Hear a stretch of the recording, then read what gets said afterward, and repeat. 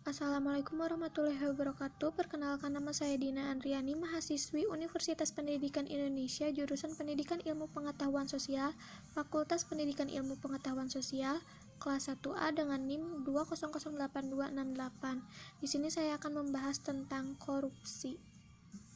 Koruptor bansos mengenai pandemi usulan perubahan sudah undang-undang tindak pidana khusus korupsi atau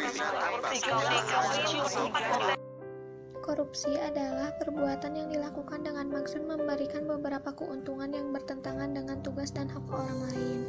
Perbuatan seorang pejabat atau seorang pemegang kepercayaan yang secara bertentangan dengan hukum, secara keliru menggunakan kekuasaannya untuk mendapatkan keuntungan untuk dirinya sendiri atau untuk orang lain, bertentangan dengan tugas dan hak orang lain.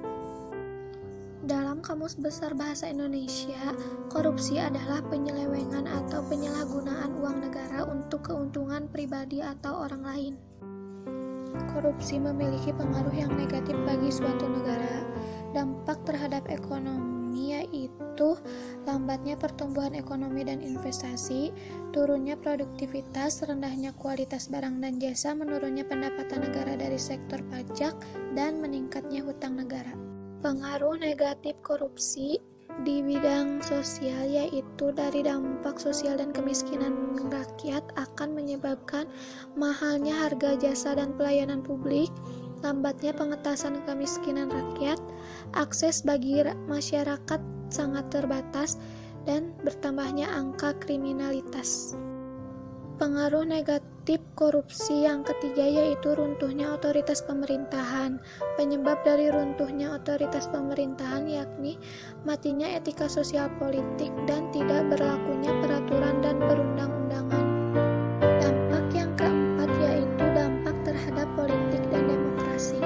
Dari dampak terhadap politik dan demokrasi tersebut menghasilkan munculnya kepemimpinan yang korup, hilangnya kepercayaan publik pada demokrasi, menguatnya sistem politik yang dikuasai oleh pemilik modal, hancurnya kedaulatan rakyat.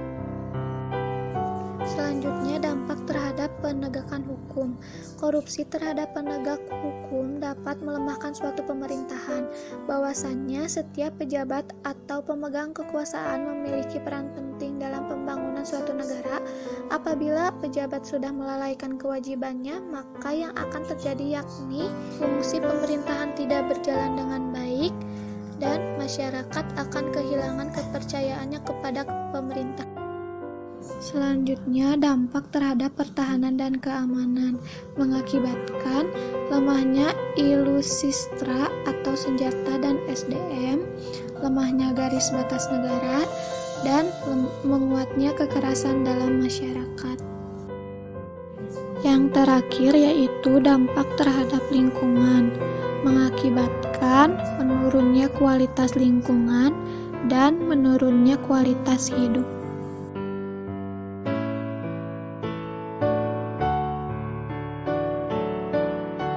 Ada beberapa langkah untuk membatasi korupsi. Yang pertama, membangun supremasi hukum dengan kuat. Hukum adalah pilar keadilan. Ketika hukum tak sanggup lagi menegakkan sendi-sendi keadilan, maka runtuhlah kepercayaan publik pada institusi ini. Ketidakjelasan kinerja para pelaku hukum akan memberi ruang pada tipikor untuk berkembang dengan leluasa. Untuk itu, sangat perlu dilakukan membangun supremasi hukum yang kuat. Tidak ada manusia yang kebal hukum, serta penegak hukum tidak terbang pilih dalam mengadili. Menciptakan pendidikan anti korupsi. Upaya pemberantasan korupsi melalui jalur pendidikan harus dilaksanakan, karena tidak bisa dipungkiri bahwa pendidikan merupakan wahana yang sangat strategis untuk membina generasi muda agar menanamkan nilai-nilai kehidupan termasuk anti korupsi. Selanjutnya, membangun pendidikan moral sejak dini. Mengapa pejabat negara ini banyak yang korupsi? Salah satu jawabannya karena mereka bermoral miskin, bertabiat penjahat, dan tidak bermartabat. Jika seorang memiliki moral yang rendah, maka setiap gerak langkahnya akan merugikan orang lain. Oleh karena itu, sangat penting sekali memberikan pendidikan moral pada generasi muda. Itu saja yang dapat saya sampaikan. Wassalamualaikum warahmatullahi wabarakatuh.